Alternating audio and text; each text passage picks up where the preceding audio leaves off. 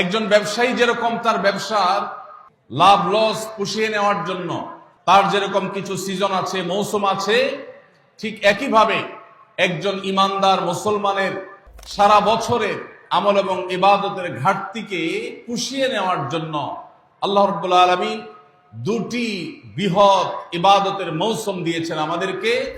কিভাবে করব, কোনটা করব কোনটা করব না, এ সম্পর্কে যথেষ্ট ধোঁয়াশা আমাদের মধ্যে আছে। আমাদের নানা অপরাধ, গুনাহ, পাপাচারের কারণে হয়তো জাহান্নামীদের তালিকায় আমাদের নাম চলে গেছে। আমাদের দোরগোড়ায় উপস্থিত হয়ে গেছে বরকত এবং মাগফিরাত, নাজাত, বরকতের মাস রমাদান। এই রমজান মাসের ফজিলত, এর মর্যাদা, এর তাৎপর্য, এর মাহাত্ম্য রমজানের আগে থেকেই আমাদেরকে রপ্ত করতে হবে। রমজান আসার আগে থেকেই যদি আমরা রমজান মাসের গুরুত্ব, এ মাসের তাৎপর্য, এ মাসের করণীয়, এ মাস সংক্রান্ত মাসাইলগুলো জানতে পারি, তাহলে আমাদের রমাদান কোরআন এবং হাদিসের আলোকে আমরা সাজাতে পারবো। আমাদের রমাদান সাধনা সার্থক হবে, আমাদের রমাদান সফলভাবে আমরা পালন করতে পারবো ইনশাআল্লাহ। তারই ধারাবাহিকতায় আজ আপনাদের সামনে আমি যে বিষয়ে কথা বলতে চাই সেটি হলো মাহে রমাদানের করণীয় আমল সমূহ। আল্লাহ রাব্বুল আলামিন ঈমানদারদের প্রতি অনেক বড় অনুগ্রহ করেছেন। বছরের 11 মাস একজন ঈমানদার, জান্নাত প্রত্যাশী মানুষ জান্নাতের পথে এগিয়ে যাওয়ার জন্য যে পরিমাণ নেক আমল, যে পরিমাণ ইবাদত, যে পরিমাণ তাকওয়ার চর্চা করার কথা, শয়তানের প্ররোচনার কারণে, আমাদের ঈমানের দুর্বলতার কারণে, নানা কারণে সেটাতে আমরা পিছিয়ে থাকি। বছরের 11 মাস আমল এবং ইবাদতে আমাদের যে ঘাটতি হয়, আমরা যতটুকু পিছিয়ে থাকি, যতটুকু অভাব এবং শূন্যতা সৃষ্টি হয়, সারা বছরের আমল এবং ইবাদতের ঘাটতিকে পুষিয়ে নেওয়ার জন্য আল্লাহ রাব্বুল আলামিন দুটি বৃহৎ ইবাদতের মৌসুম দিয়েছেন আমাদেরকে। তার সবচেয়ে বড় মৌসুম আমাদের দোরগোড়ায় উপস্থিত, সেটি হলো রমজান মাস। আরেকটি ইবাদতের মৌসুম আছে বছরের, দ্বিতীয় বৃহত্তর ইবাদতের মৌসুম, যে সম্পর্কে আমাদের সমাজে খুব একটা জানাশোনাও নাই, সেটা হলো জিলহজের প্রথম 10 দিন ইবাদতের আরেকটি মৌসুম। একজন ব্যবসায়ী যেরকম তার ব্যবসার লাভ লস পুষিয়ে নেওয়ার জন্য, অন্য সময়ের ঘাটতি পুষিয়ে নেওয়ার জন্য তাকে যেরকম কিছু সিজনকে কাজে লাগাতে হয়, তার যেরকম কিছু সিজন আছে, মৌসুম আছে, ঠিক একইভাবে একজন ইমানদার মুসলমানের ইবাদতের ঘাটতি পোষাবার মৌসুমের নাম হলো রমজান মাস। ভাইরা আমার, এই রমজান মাস পাওয়ার পরও যদি কেউ 11 মাসের ইবাদতের ঘাটতি পুষিয়ে নিতে না পারে, এই রমজান মাস পাওয়ার পরও যদি কেউ আল্লাহর কাছ থেকে নিজের মাগফিরাত আদায় করে নিতে না পারে, আমাদের নানা অপরাধ, গুনাহ, পাপাচারের কারণে হয়তো জাহান্নামীদের তালিকায় আমাদের নাম চলে গেছে, সেই নাম কাটাবার সবচেয়ে সুবর্ণ সুযোগ আমাদের দোরগোড়ায় উপস্থিত রমজান মাস। এই রমজান মাস পাওয়ার পরও যদি কোনো মুসলমান আল্লাহর কাছ থেকে তার নাম জাহান্নামীদের তালিকা থেকে কাটিয়ে জান্নাতীদের তালিকায় অন্তর্ভুক্ত করতে না পারে, তাহলে এর চাইতে হতভাগা, এর চাইতে দুর্ভাগা, এর চাইতে কপাল পড়া মুসলমান আর কেউ হতে পারে না।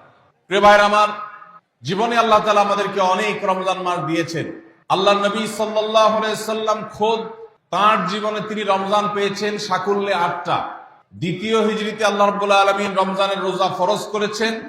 10ম হিজরিতে আল্লাহ তাআলা তাকে দুনিয়া থেকে নিয়ে গেছেন। তাহলে সাকুল্যে সর্বোচ্চ 8টা রমজান পেয়েছেন আমাদের নবীজি সাল্লাল্লাহু আলাইহি সাল্লাম। কয়টা রমজান পেয়েছেন? 8টা। আজ গাবতলীর এই মাহফিলে আমরা যারা উপস্থিত আছি, আমাদের এখানে এমন বহু মানুষ আছেন যে তার জীবনে 40, 50, 60টা পর্যন্ত রমজান মাস পেয়েছেন। ঠিক না বেঠিক? সাহাবীদের অনেকে তাদের জীবনে মাত্র একবার রমজান পেয়েছেন। হয়তো ইসলাম গ্রহণ করেছেন রমজানের আগে, রমজান মাসটা পেয়েছেন, এরপরে হয় মৃত্যু হয়ে গেছে, আর না হয় জিহাদের ময়দানে শহীদ হয়ে গেছেন। একটা রমজান জীবনে পেয়েছেন। বহু সাহাবী আছেন 2টা, 4টা রমজান পেয়েছেন। অনেক সাহাবী আছেন জীবনে একটা রমজানও পান নাই, ইসলাম গ্রহণ করেছেন, এরপরে আল্লাহর রাহে জিহাদে শামিল হয়েছেন, রমজান আসার আগে দুনিয়া থেকে চলে গেছে। তাহলে আমরা যারা জন্মসূত্রে মুসলমান, তাদের যার যত বছর বয়স তিনি ততগুলো রমজান পেয়েছি। সাহাবীরা যেখানে মাত্র জীবনে 2, 4, 6টা, 8টা, 10টা রমজান পেয়ে তারা জান্নাত প্রাপ্তির দৌড়ে এগিয়ে গেছেন, আমরা জন্মসূত্রে মুসলমান হয়েও জীবনে 40-50টি রমজান পাওয়ার পরও আমরা অনেকেই জান্নাত প্রাপ্তির দৌড়ে এগিয়ে যেতে পারি নাই। এর চেয়ে বড় দুর্ভাগ্যের বিষয় আর কিছু হতে পারে না। ভাইরা আমার, এই জন্য আসন্ন রমাদান আর কয়েকদিনের মধ্যে যে রমজান শুরু হতে যাচ্ছে, আসুন এইবারের রমজান সম্পর্কে একটা সংকল্প করি, শপথ করি। এই রমজান জীবনের অন্য 10টি রমজানের মতো কাটাবো না। এই রমজানকে আমি ব্যতিক্রম, সম্পূর্ণ ভিন্নতর, সম্পূর্ণ আমল এবং ইবাদত এবং তাকওয়া চর্চার মধ্য দিয়ে আল্লাহর মাগফিরাত, নাজাত নিজের করে নেওয়ার মধ্য দিয়ে আমার এই রমজানকে আমি সার্থক করার চেষ্টা করব ইনশাআল্লাহ। ভাইরা আমার, রমজানের আমল ইবাদত কিভাবে করব, কোনটা করব কোনটা করব না, এই সম্পর্কে যথেষ্ট ধোঁয়াশা আমাদের মধ্যে আছে। আমাদের এই দেশে মুসলমানদের কাছে রমজান মাস মানে 4টি কাজ। রমজান মাস মানে কয়টা কাজ? 4টা কাজ। রমজান মানে হলো রোজা রাখা, তারাবির নামাজ পড়া, আর সাহরি খাওয়া, ইফতার খাওয়া, ব্যাস। রোজা, তারাবি, সাহরি, ইফতার, এই 4 জিনিসের নাম হলো আমাদের মুসলমানদের রমজান মাস। অথচ আমাদের প্রিয় নবী সাল্লাল্লাহু আলাইহি ওয়াসাল্লাম রমজান মাসে এই 4 কাজের বাইরে আরো অনেক আমল, অনেক কর্মসূচি, অনেক কার্যতালিকা, অনেক আমলের তালিকা তিনি আমাদেরকে দিয়েছেন, যেটা আমরা মুসলমানরা অনেকেই জানি না। আজ আমরা নবী করিম সাল্লাল্লাহু আলাইহি ওয়াসাল্লাম আমাদেরকে রমজান মাসে যে সমস্ত আমল করতে বলেছেন, আমরা সেই সমস্ত আমলের কথা আপনাদের সঙ্গে খুব সংক্ষেপে শেয়ার করব ইনশাআল্লাহ। কারণ আমি নবী করিম সাল্লাল্লাহু আলাইহি ওয়াসাল্লামের হাদিস থেকে এবং কোরআনে কারীম থেকেও 27টি আমলের কথা আপনাদের সঙ্গে শেয়ার করব ইনশাআল্লাহ, যার সবগুলোই রমাদানের জন্য স্পেশাল, তবে অনেকগুলো রমজানের বাইরের সময়ও আমাদের পালনীয় এবং করণীয়। এই বিষয়ে আমরা এই বছর প্রথমবারের মতো একটা বই করেছি, আপনারা জানেন, মাহে রমজানের 27 আমল। এই বই থেকে আমি 27টি আমল আপনাদেরকে শোনাবো ইনশাআল্লাহ। রমাদান কেন্দ্রিক যে সমস্ত আমল, যে সমস্ত করণীয় আমাদের আছে, তার মধ্যে প্রথম করণীয় হলো শাবানের 29 তারিখে পশ্চিম আকাশে রমজানের চাঁদ তালাশ করা। এটা একটা আমল। কোন দিন চাঁদ তালাশ করবেন? শাবানের 29 তারিখ। এই বছর আমাদের দেশে শাবানের 29 তারিখ কবে হচ্ছে? রোজা কবে থেকে শুরু হচ্ছে? তাহলে 29শে শাবান সন্ধ্যায়, যেদিন থেকে রোজা হওয়ার সম্ভাবনা আছে, সেই দিন সন্ধ্যায় মাগরিবের আগে পশ্চিম আকাশের দিকে চাঁদ অনুসন্ধান করার চেষ্টা করে তাকাবেন। পশ্চিম আকাশে চাঁদ অনুসন্ধান করার জন্য যদি চেষ্টা করেন, একটু খোঁজার চেষ্টা করেন, চাঁদ দেখতে যদি পান তো ভালো, এমনকি যদি চাঁদ দেখতে নাও পান, চাঁদ দেখার চেষ্টা যে করেছেন এর কারণ আপনার আমল নামাতে সওয়াব লেখা হবে, একটা সুন্নত আদায় করার সওয়াব। ভাইরা আমার, আমরা আমাদের ছেলেবেলায়, আমাদের শৈশবে রমজানের আনন্দ আঁচ করতাম পশ্চিম আকাশের চাঁদ দেখে। ঈদের আনন্দের সূচনা এবং শুরুই হতো ঈদের চাঁদ দেখার মধ্য দিয়ে। এমন একটা সময় আমরা এখন এসে পৌঁছেছি, যে সময়ে সবাই চাঁদ তালাশ করে, কিন্তু সেটা আকাশে না, ফেসবুকে। ঠিক না ভাই? ঠিক। চাঁদ কি ফেসবুকে উঠে না আকাশে উঠে? তাহলে সবাই যদি ফেসবুকে চাঁদ তালাশ করেন, আকাশে চাঁদ দেখবে কে?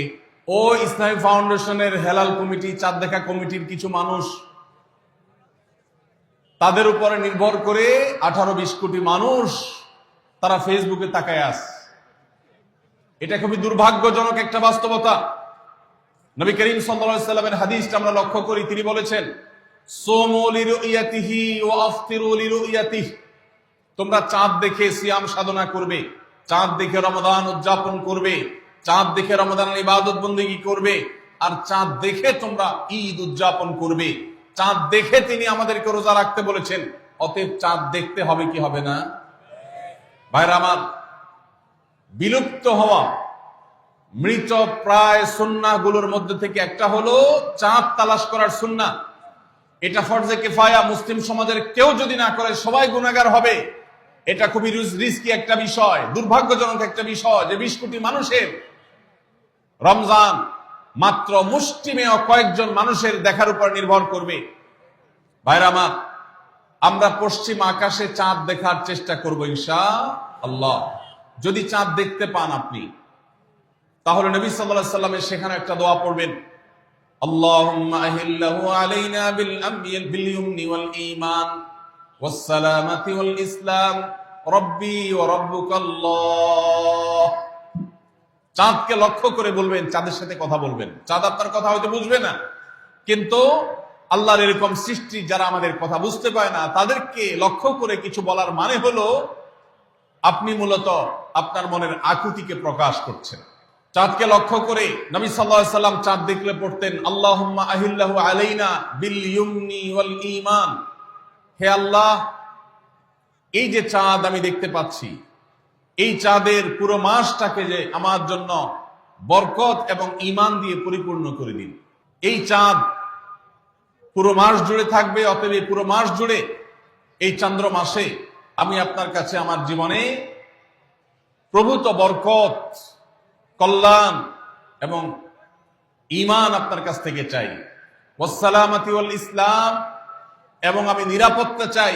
এই চাঁদ, এই চন্দ্র মাস আমার জন্য যেন নিরাপদ হয় এবং ইসলামের সাথে যেন এই মাস আমি অতিবাহিত করতে পারি, ঈমানের সাথে যেন অটল অবিচল থাকতে পারি। রব্বি ওয়া রাব্বুকাল্লাহ, হে চাঁদ, তোমার সৃষ্টিকর্তা পালনকর্তা আর আমারও পালনকর্তা এক আল্লাহ।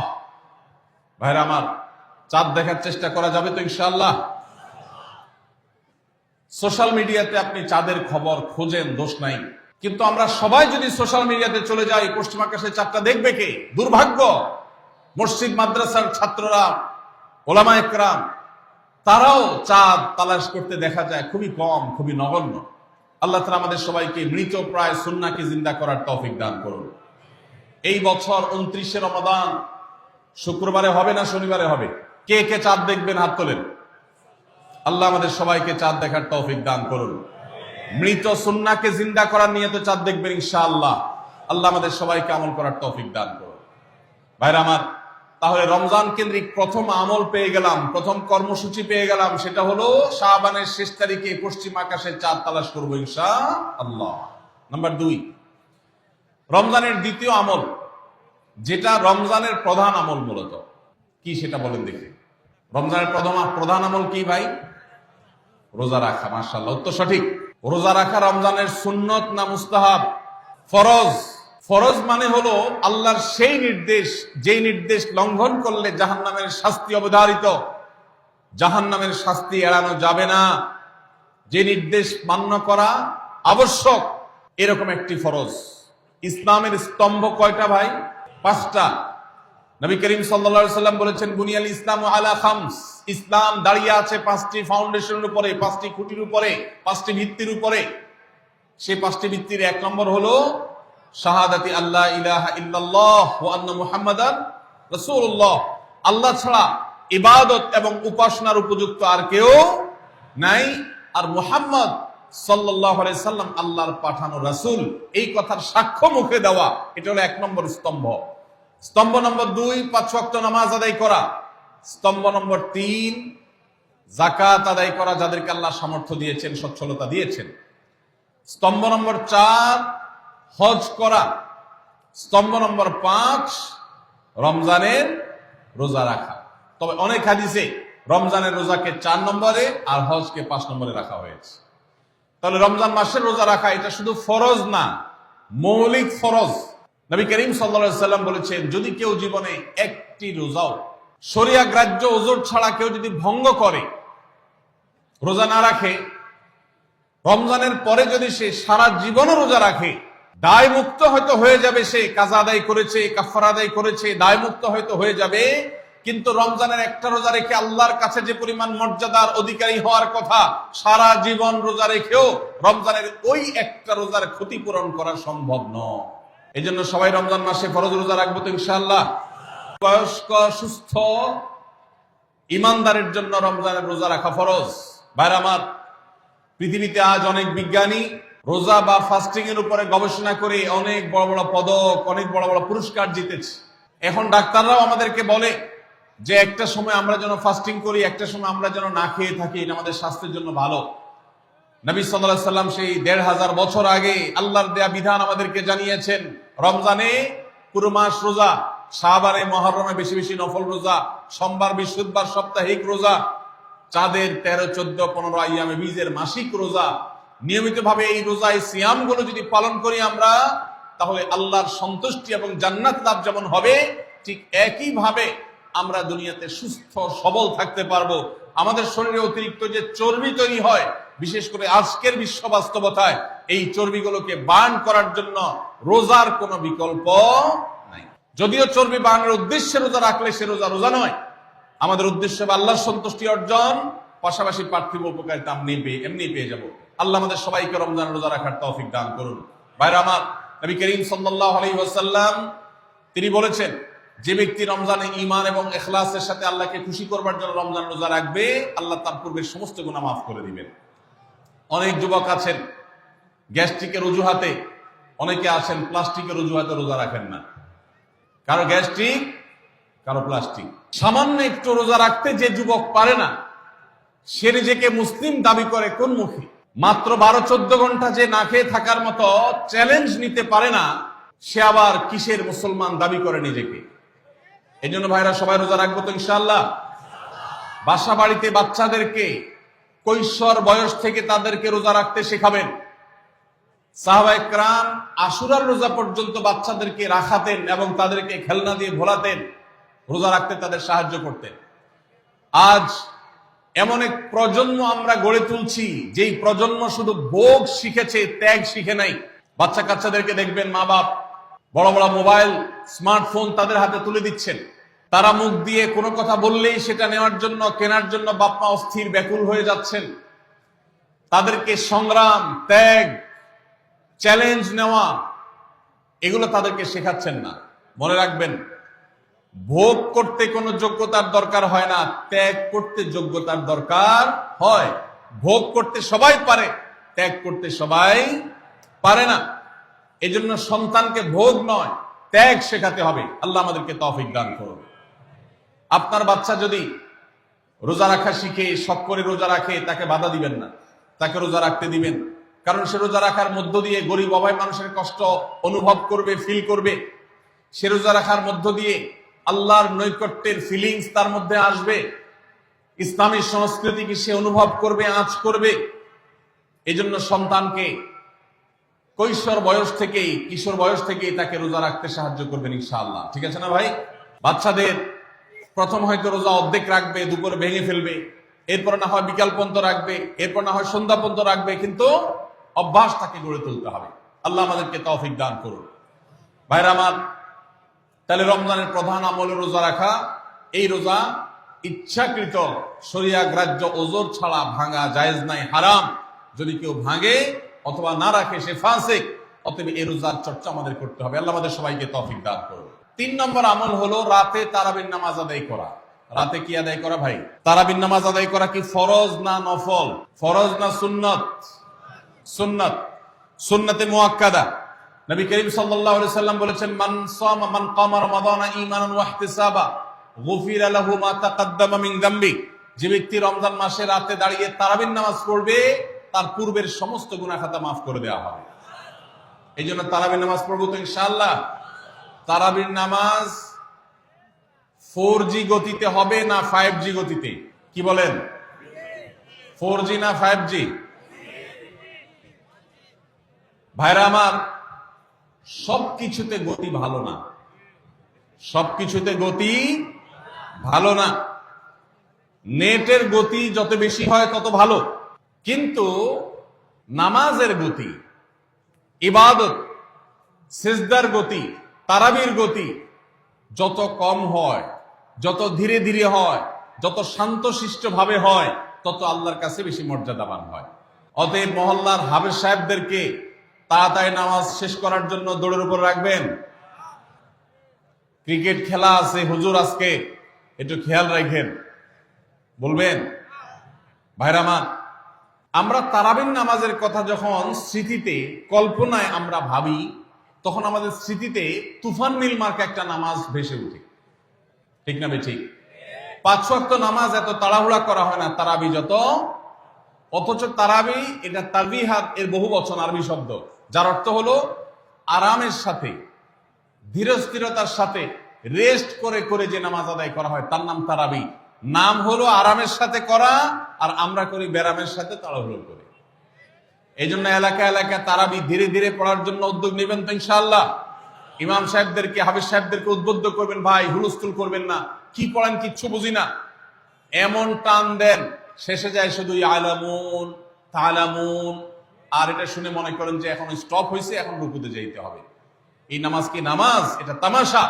ভাইরা আমার, স্পিডে তারাবি না পড়ে যদি একটু ধীরে তারাবি পড়া হয়, সর্বোচ্চ 15 থেকে 20 মিনিটের ডিফারেন্স হবে, এর বেশি না। মাত্র 15 মিনিটের জন্য আপনার পুরো নামাজকে আপনি বরবাদ করছেন। দেশের বেশিরভাগ মসজিদগুলোতে তুফান মিল মার্কা তারাবি পড়া হয়। এই তারাবি আল্লাহর কাছে কতটা গ্রহণযোগ্য হবে, এটা যথেষ্ট প্রশ্নবিদ্ধ বিষয়। আল্লাহ তাআলা আমাদের সবাইকে ধীরস্থিরতার সাথে খুব শান্তভাবে তারাবির নামাজ আদায় করার তৌফিক দান করুন। চেষ্টা করা যাবে না ইনশাআল্লাহ? ভাইরা আমার, আল্লাহ রাব্বুল আলামিন নামাজের ক্ষেত্রে হুলস্থুলতা পছন্দ করেন না। যার নামাজ যত বেশি সময় নিয়ে আদায় করেন তিনি আল্লাহর কাছে তত শ্রেষ্ঠ, তত ভালো নামাজি। আর যার নামাজে যত হুলস্থুল করা হয় তার নামাজের কোয়ালিটি, মর্যাদা আল্লাহর কাছে তত কম। অতএব আমরা রমজানের তৃতীয় আমল জানলাম তারাবির নামাজ, এবং সেটা ধীরস্থিরতার সাথে আদায় করবো। আল্লাহ আমাদের তৌফিক দান করুন। নাম্বার 4, সাহারি খাওয়া। সাহারি খাওয়া এটা রমজানের একটা আমল। আপনি সারা বছর লাঞ্চ করেন, ডিনার করেন, দুপুরের খানা খান, রাতের খানা খান, সকালে ব্রেকফাস্ট নাস্তা করেন, কিন্তু এর কোনোটা ইবাদত হয় না, এর কারণে আপনি সওয়াব পাবেন না। কিন্তু রমজান মাসে ভোর রাতে ঘুম থেকে উঠে যে আপনি খাবার খাবেন, এই খাবার খাওয়ার জন্য যে উঠলেন এবং খাইলেন, এর কারণে আপনার অ্যাকাউন্টে আপনার আমলনামা আল্লাহ তাআলা সওয়াব জমা করে দিবেন। আপনি রিওয়ার্ড পাবেন, বিনিময় পাবেন। কেন? কারণ নবী করিম সাল্লাল্লাহু আলাইহি সাল্লাম বলেছেন, তাসাহহারু ফাইন্না ফিস সাহুরি বারাকাহ। তোমরা সাহরির খাবার খাবে ভোর রাতে। রোজার মাসে রোজা রাখতে গিয়ে সাহরির খাবার খাবে। কেন? কারণ সাহরির যে খানা, এই খানাতে আল্লাহ তাআলা বরকত রেখেছেন। এই খানা খাইলে তার জন্য আমাদের স্পিরিচুয়াল, আধ্যাত্মিক বিভিন্ন রকমের উপকারিতা আল্লাহ তাআলা এর মধ্যে নিহিত রেখেছেন। এর মধ্যে খাদ্য শক্তি আছে, আমাদের এনার্জি হবে শরীরে, রোজা রাখতে সহজ হবে। এর পাশাপাশি সাহরির খাবারে আলাদা একটা বরকত আছে, শেফা, বহুবিধ উপকারিতা আমাদের শরীরের, আমাদের মনের জন্য আল্লাহ তাআলা রেখেছেন। এই জন্য সাহরি খাওয়াটা আলাদা একটা ইবাদত। যদি আপনার সন্ধ্যা রাত্রে বেশি খাওয়া হয়ে যায়, সাহরিতে খানা খাওয়ার মতো মুড না থাকে, অন্তত এক ঢোক পানি, একটা খেজুর, সামান্য কিছু খেয়ে হলেও আপনি সাহরি খাবেন এবং তাতে আপনি সওয়াব পাবেন। কোনো কারণে যদি সাহরি খেতে না পারেন, রাতে উঠতে পারেন নাই, অ্যালার্ম বাজছে কিন্তু শুনেন নাই, উঠে দেখেন ফজরের আজান হয়ে গেছে, তাহলে ওই দিনের রোজা কি হবে নাকি হবে না? হবে। মাশাআল্লাহ, বগুড়া মানুষ মাসালা জানে, দেখা যায় রোজা হয়ে যাবে ইনশাআল্লাহ। কারণ এই সাহরি খাওয়াটা ফরজও না, ওয়াজিবও না, এটা সুন্নাত। সুন্নাত ছুটে গেলে ইবাদত হয় না, ব্যাপারটা সেরকম না। 5 নম্বর আমল হলো, সাহরি তো খাবো ঠিক আছে, কিন্তু সেটা শেষ সময়ে খাওয়া, দেরিতে খাওয়া। সাহরি কি আগে খাবেন না শেষের দিকে খাবেন? শেষের দিকে। কেন? কারণ নবী করিম সাল্লাল্লাহু আলাইহি সাল্লাম বলেছেন, লা ইয়াজালুন নাসু বিখাইরিন মা আজ্জাল ফুতুর ওয়া আখারুস সাহুর। এই উম্মত, মুসলিম জাতি ততদিন পর্যন্ত কল্যাণের উপর প্রতিষ্ঠিত থাকবে, তারা কল্যাণকে স্পর্শ করতে পারবে যতদিন পর্যন্ত তারা সাহারি তাড়াতাড়ি খাবে না দেরিতে খাবে? দেরিতে খাবে। আর ইফতার তাড়াতাড়ি করবে। তাহলে সাহারি দেরিতে খাওয়া হলো সুন্নাত। আমাদের দেশে গ্রামে অনেক মুরব্বীরা এখনো আছেন, রাত 12টা, 1টা, 2টা বাজে সাহারি খেয়ে শুয়ে থাকেন। তারা চিন্তা করেন পরে খাইতে গেলে আবার বর্ডার ক্রস হয়ে যায় কিনা, সীমা লঙ্ঘন হয়ে যায় কিনা, রিস্ক নেওয়ার দরকার কি, এই জন্য 12টার সময় খেয়ে রাখি। এটার কারণে সাহারি খাওয়ার সওয়াব পাবেন ঠিকই, কিন্তু দেরিতে সাহারি খাওয়ার যে সুন্নাত, সেই সুন্নাত আদায় হবে না। এই জন্য দেরিতে খাবেন। দেরিতে খাওয়ার মানে আবার এরকম দেরি না যে আপনি আর মুয়াজ্জিন সাহেব দুজন কম্পিটিশন করছেন, আপনার হাতে খাবারের প্লেট আর মুয়াজ্জিনের হাতে মাইক, আপনি আগে শেষ করেন আর মুয়াজ্জিন আগে আজান দিবে, কম্পিটিশন চলছে। এত দেরি করে একেবারে লাস্ট মিনিট পর্যন্ত খাওয়া সুন্নাত নয়। কথা কি বুঝাতে পারছি? কয়েক মিনিটের গ্যাপ রেখে তারপরে খাবার শেষ করবেন, কারণ নবী করিম সাল্লাল্লাহু আলাইহি ওয়াসাল্লাম সাহরি খেয়ে শেষ করে ফজর নামাজ শুরু করতেন, এর মধ্যে 50টা আয়াত পড়ার মতো গ্যাপ রাখতেন, অর্থাৎ প্রায় 10 মিনিটের মতো একটা গ্যাপ থাকতো। এই জন্য আমরা একটা গ্যাপ রেখে তারপর সাহরি শেষ করব। অর্থাৎ ফজরের আজান যদি হয় উদাহরণস্বরূপ 5:25 বা 30, তাহলে আমরা 2-4 মিনিট আগে সাহরি খেয়ে শেষ করবো ইনশাআল্লাহ। তাহলে সাহরি দেরি করে খাওয়া, শেষের দিকে খাওয়াটা সুন্নত। আল্লাহ আমাদেরকে আমল করার তৌফিক দান করুন। রমজান মাসে সাহরির নামে একটা নতুন নাটক শুরু হয়েছে এই দেশে, সেটার নাম হলো সাহরি পার্টি। আপনারা শুনেছেন, বিশেষ করে শহরের ছেলেফেলেরা, ইউ পোলাপান, তারা আজকাল ভোর রাতে বন্ধু বান্ধব সহ রেস্টুরেন্টে গিয়া সাহরি পার্টির আড্ডা বাইর করছে। শয়তানি এবং ফাইজলামির আর কোনো জায়গা নাই, সাহরির জন্য পার্টি বাইর করছে, তাও আবার ছেলে মেয়ে একসাথে মিলেমিশে। ভাইরা আমার, সাহরি খাওয়া ইবাদত, এবং সাহরির এই সময়টা দোয়া কবুলের সময়, তাহাজ্জুদের সময়। আল্লাহ তাআলা দুনিয়ার আকাশ থেকে ডেকে ডেকে বান্দাকে ক্ষমা করেন। এই সময়টাতে আড্ডাবাজি করা, এটা হতভাগা ছাড়া আর কারোর কোনো কাজ হতে পারে না। এরপরে 6 নম্বর আমল হলো ইফতার করা। রোজা রেখেছেন কিন্তু ইফতার করেন নাই, রোজা হয়ে যাবে কিন্তু সুন্নাত আদায় হবে না, এই জন্য ইফতার করা একটা সুন্নাত। আল্লাহ তাআলা আরহামুর রাহিমিন, এমন একটা মাস রমজান মাস, সারা বছর কিন্তু আমরা নাস্তা করি, সারা বছর যেটা নাস্তা করি রমজানে সে নাস্তাই করি। পার্থক্য হলো সারা বছর নাস্তা করি সকালে, রমজান নাস্তা করি সন্ধ্যায়। মানুষ দীর্ঘ সময় না খেয়ে থাকার পরে যে খাবার খায় সেটাকেই ব্রেকফাস্ট বলে, সেটাকেই নাস্তা বলে। আরবিতে যে ইফতার বলা হয়, এই ইফতার শব্দের অর্থ কিন্তু নাস্তা। ইফতার শব্দের অর্থ কি? নাস্তা। সারা বছর নাস্তা খেলে কোনো সওয়াব হবে, কিন্তু রমজান মাসে আপনি যদি সারাদিন উপবাস থাকার পর সন্ধ্যায় ব্রেকফাস্ট করেন, অর্থাৎ ইফতার করেন, তাহলে আল্লাহ তাআলা আপনাকে সুন্নাত পালন করার সওয়াব দিবেন। এই জন্য ভাই, ইফতার করা একটা সুন্নাত। 7 নম্বর, ইফতার আবার তাড়াতাড়ি করা আরেকটা সুন্নাত। এটা 7 নম্বর আমল, ইফতারটা একটু তাড়াতাড়ি করা। তাড়াতাড়ি করা মানে কি? সূর্য ডুবার 2-4 মিনিট আগে। কি বলেন? তাহলে তাড়াতাড়ি কেমনে হলো? তাড়াতাড়ি মানে হলো সূর্য ডুবার সাথে সাথে করা, বিলম্ব বা দেরি না করা। নবী করিম সাল্লাল্লাহু আলাইহি ওয়াসাল্লামের ওই হাদিস আবারও আমরা স্মরণ করি, তিনি বলেছেন, লা ইয়াজালুন নাসু বিখাইরিন মা আজ্জালুল ফুতুর ওয়া আখারুস সুহুর। এই মানুষ, এই উম্মত ততদিন কল্যাণের উপরে প্রতিষ্ঠিত থাকবে যতদিন তারা ইফতার তাড়াতাড়ি করবে আর সাহরি দেরিতে করবে। ইফতার তাড়াতাড়ি করা এর মানে হলো সূর্য ডুবছে আর দেরি করবেন না। শিয়ারা এবং ইহুদিরা, তাদের মধ্যে রোজা আছে, ফাস্টিং আছে, তারা সেই রোজায় ইফতার করে হলো চতুর্দিক অন্ধকার হয়ে যাওয়ার পর, সূর্য ডুবার পর পর ইফতার করে না। তো এই জন্য নবী সাল্লাল্লাহু আলাইহি সাল্লামের আদর্শ হলো তার বিপরীত, অর্থাৎ সূর্য ডুবার পর পর ইফতার করে ফেলা, অতিরিক্ত বিলম্ব না করা। আল্লাহ আমাদেরকে আমলের তৌফিক দান করুন। 8 নম্বর আমল হলো ইফতারের দোয়া পড়া। ইফতারের দোয়া জানা আছে ভাই? কি দোয়া? আমরা একটা দোয়া কমন জানি বাংলাদেশের মানুষ, সেটা হলো আল্লাহুম্মা লাকা সুমতু আলা রিজকিকা আফতারতু। এটাও হাদিসে বর্ণিত হয়েছে, কিন্তু হাদিসের সনদ নিয়ে অনেকে কোনটা নিয়ে আলাপ তুলেছেন, প্রশ্ন তুলেছেন। আল্লাহুম্মা লাকা সুমতু মানে হলো, হে আল্লাহ, আপনার উদ্দেশ্যে রোজা রেখেছি, ওয়া আলা রিজকিকা আফতারতু, এবং আপনার দেওয়া রিজিক দিয়ে ইফতার করেছি।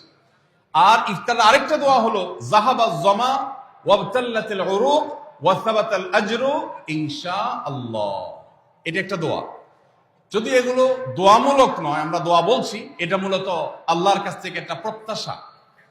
এর অর্থ হলো যাহাবাজ যামা, আমার পিপাসা দূর হয়ে গেছে, ওয়াবতাল্লাতিল উরুক, আমার শিরা উপশিরাগুলো সব সিক্ত হয়ে গেছে, ওয়া সাবাতাল আজরু ইনশাআল্লাহ, এবং আল্লাহ চাহেন তো এই রোজার বিনিময় আমার সাব্যস্ত হয়ে গেছে আল্লাহর কাছে, এটা স্থির হয়ে গেছে। এটা হলো ইফতারের দোয়া। ইফতারের দোয়াটা কি ইফতারের আগে করব না পরে করব? ইফতারের দোয়াটা যারা ইফতারের আগে করার পক্ষে তারা হাত তোলেন, অল্প সংখ্যক মানুষ। আর বাকিরা সবাই কি পরের পক্ষে না মাঝখানের পক্ষেও আছেন লোক? সব পরের। মাশাআল্লাহ, সব সূক্ষ্ম সূক্ষ্ম মাসআলা দেখি গাবতলী মানুষ জানে, মাশাআল্লাহ, অনেক অগ্রসর দেখা যায়।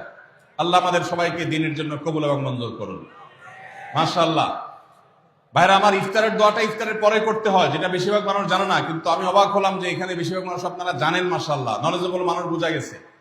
ইফতারের দোয়ার অর্থের দিকে তাকালেই তো বোঝা যায় এটা আগে না পরে। দোয়ার অর্থের মধ্যে তাকালে আমরা দেখতে পাচ্ছি যে আল্লাহ শিরা উপশিরা সিক্ত হয়ে গেছে, পিপাসা দূর হয়ে গেছে, এগুলো তো ইফতারের পরেই হয়। অবশ্য আমি অর্থ আগে বলে দিয়েছি, সেটা দেখে হয়তো আপনারা অনেকে বুঝে ফেলছেন, মাশাআল্লাহ। তো যাই হোক, ইফতারের শুরুতে বিসমিল্লাহ বলে ইফতার করব, আর শেষে এই দোয়া পড়বো। আল্লাহ আমাদেরকে আমলের তৌফিক দান করুন। 9 নম্বর হলো সাহরি এবং ইফতারে খেজুর খাওয়া। খেজুর দিয়ে সাহরি ইফতার করা। ইফতারে আপনি অন্য যা খান না খান, খেজুর দিয়ে খাবেন। নবী সাল্লাল্লাহু আলাইহি সাল্লাম আধা পাকা আধা কেজো খেজুর দিয়ে ইফতার করতেন, যেটাকে রোতাব বলা হয়। আর যদি সেটা না পাওয়া যেত, সাধারণ যে কোনো খেজুর, সেটাও না পাওয়া গেলে একটু পানি খেয়ে তারপর তিনি ইফতার করতেন। আমরা ইফতারে খেজুর খেতে হয় সুন্নাহ, এটা আমরা জানি, কিন্তু যেটা জানি না সেটা হলো সাহরিতে খেজুর খাওয়া। ভোর রাতে সাহরিতে খেজুর খাওয়া সুন্নত, এটা আগে কে কে জানতেন? হাত তোলেন। আগে জানতেন, মাশাআল্লাহ, হাত নামান। গত বছর রমজানে সাহরিতে ভাত তরকারি যাই খাইছেন না খাইছেন, একটা হলো খেজুর খাইছেন, কারা কারা হাত তোলেন? মাশাআল্লাহ, এদিকে সব আমল করা মানুষ, মাশাআল্লাহ। তাহলে তার ওয়াজ টোয়াজের কোনো দরকার নেই। এত নলেজেবল মানুষ, এত আমলদার মানুষ যদি এলাকায় থাকে, তাহলে ওয়াজের দরকারটা কি? আল্লাহ আমাদের সবাইকে আমলের তৌফিক দান করুন। ভাইরা আমার, ইফতারে খেজুর খাওয়া যেমন সুন্নাত, সাহরিতেও খেজুর খাওয়া সুন্নাত, কিন্তু খেজুর খাওয়া কোনো ফরজ ওয়াজিব না। খেজুরের দাম বেশি হয়ে গেছে, আপনি কিন্তু অপারক। যদি একটা খেজুরও পুরো রমজানে না খান, আপনার রোজার কোনো অসুবিধা হবে। তবে নবী সাল্লাল্লাহু আলাইহি সাল্লাম যেহেতু ইফতার এবং সাহরিতে খেজুর খেতেন, আর খেজুরে প্রচুর পরিমাণ সুগার আছে, উপকারী, যেটা মানুষের স্বাস্থ্যের জন্য উপকারী, প্রচুর পরিমাণ এনার্জি আছে, খাদ্য শক্তি আছে, সারাদিন রোজা রেখে আমাদের যে সুগারের ঘাটতি হয় সেটা পূরণ করার জন্য সহায়ক হয়। এই জন্য সাহরি এবং ইফতারে খেজুর খাওয়া এমনিতেও উপকারী। আর নবী সাল্লাল্লাহু আলাইহি সাল্লামের সুন্নাহ, তিনি বলেছেন, নি'মা সাহুরুল মুমিনি আত-তামার, ইমানদারের সাহারির আইটেমের মধ্যে সবচেয়ে বেস্ট উত্তম হলো খেজুর। এই জন্য অন্য যাই খান না খান, একটু হলো, এক পিস হলো খেজুর খাবেন। ইনশাআল্লাহ সুন্নাত আদায় করার নিয়তে খেলে এই খেজুর সুন্নাতটা আদায় হয়ে যাবে, আল্লাহ তাআলা তা চাহেন তো।